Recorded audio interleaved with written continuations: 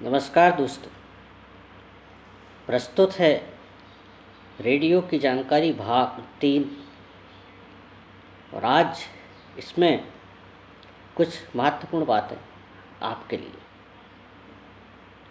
आज हम कुछ बातें जानेंगे कि किस तरह रेडियो ने अपनी उपयोगिता भारतवासियों के मन में बनाई। जब रेडियो का आविष्कार हो चुका था तब भारत के साथ साथ अनेक देशों ने रेडियो स्टेशन को स्थापना और उसके विस्तार पर ध्यान देना शुरू किया। कुछ ही वर्षों में भारत में अनेक रेडियो ट्रांसमीटर लगाए गए, जिससे रेडियो का प्रसारण प्रारंभ हुआ। रेडियो का समय वो था जब नवंबर 1941 में नेताजी सुभाष चंद्र बोस ने रेडियो के माध्यम से भारतवासियों को संबोधित किया। यह एक ऐसा भी समय था जिसने रेडियो को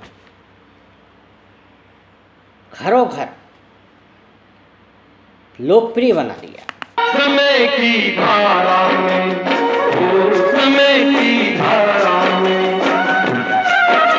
उम्र है जानी है। जो घड़ी जी लेंगे, जो घड़ी जी लेंगे, वही रह जानी है।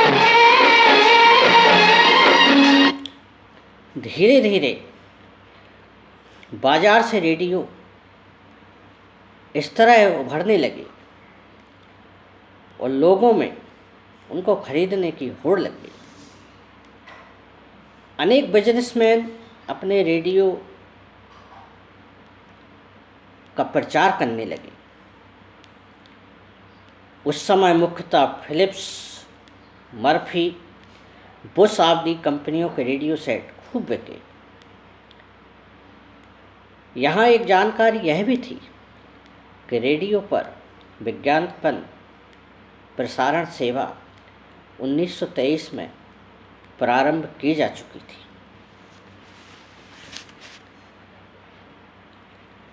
रेडियो का प्रसारण कुछ लोगों तक ही सीमित था। ज़रूरत यह थी कि इसे अधिक से अधिक लोगों तक पहुंचाया जाए। इस तारतम्य में ब्रॉडकास्टिंग की शुरुआत 1906 में प्रारंभ की गई। इससे अनेक लोगों को रेडियो का प्रसारण सुलभता से मिलने लगा। बाद में यह प्रयोग अनेक वैज्ञानिकों ने किया, जिससे लोगों तक इसकी पहुंच आसान हो गई। रेडियो की प्रारंभिक स्थिति और इसका विकास भारतीय नौसेना को